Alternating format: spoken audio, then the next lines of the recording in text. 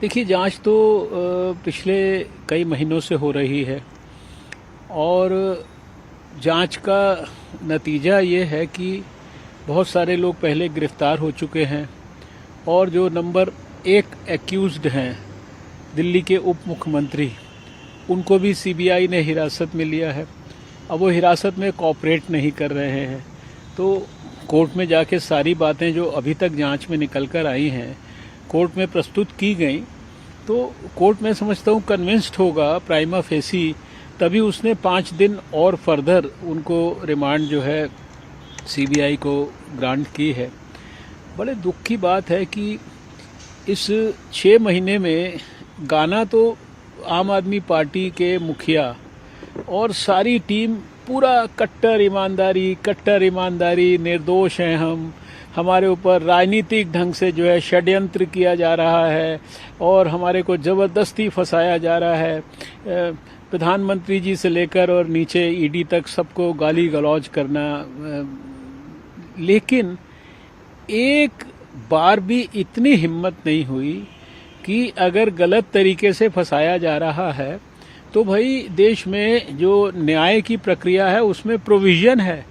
आप supreme court तक में जाकर जो है कह सकते हैं, वहां से राहत ले सकते हैं, लेकिन राहत तो आप तब लेंगे ना जब आपके पास सच्चाई को सिद्ध करने के लिए कुछ भी होगा।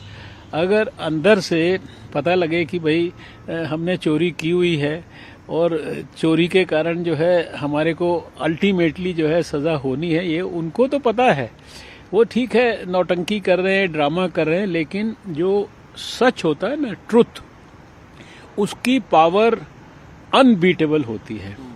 और जो लोग कट्टर ईमानदार होते हैं उनको अपने मुंह से इस बात की पब्लिसिटी करके कहना नहीं पड़ता कि हम कट्टर ईमानदार हैं।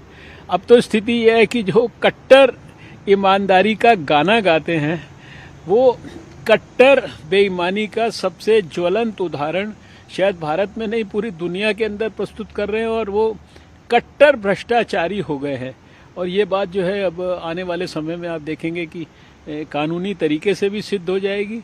तो ये इनका जो बैंड बाजा है और जो ढोल नगाड़े के साथ प्रदर्शन हो रहे हैं, ये सारे बंद हो जाएंगे। ये जितने प्रदर्शनकारी हैं ये धीरे धीरे सब अपने घरों में वापस लौट जाएंगे। अब देखो ये मेरे लिए कोई ये ना तो ये सिरदर्दी का प्रश्न है। अब आप देख ही रहे हो कि कई महीने, मेरे ख्याल से 7-8 महीने तो हो गए, दिल्ली का जो स्वास्थ्य मंत्री है वो जेल के अंदर है और सारे कोर्ट्स के दरवाजे खटखटाने के बाद भी उसको बेल नहीं मिली है।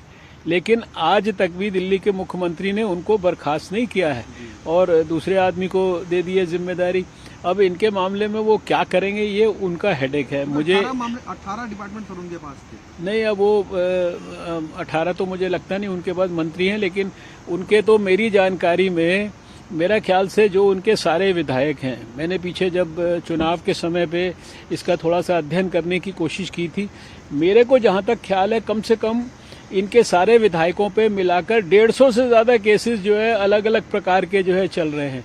तो इनकी जो वास्तविक जमीनी परिस्थिति है वो तो उससे कोई दिल्ली के लोग जो है वो अनभिज्ञ नहीं है। दिल्ली के लोगों को सब कुछ पता लग रहा है और सारे देश को भी समझ में आ रहा है कि जिन लोगों ने शुचिता के नाम पर राजनीति में प्रवेश किया, आज उन्होंने शुचिता की सबसे ज्यादा हत्या अगर किसी ने की है तो शायद इन्हीं लोगों ने की है। अब स्वाभाविक है कि दिल्ली की जनता तो सफ़र कर रही है और दिल्ली की जनता को तो सुबह से शाम तक पब्लिसिटी, प्रचार, फोटो, एडवर्टीजमेंट, इसके अलावा दिल्ली की जनता को पिछले जब से ये सत्ता में है 7-8 साल हो गए, क्या मिला है दिल्ली की जनता को।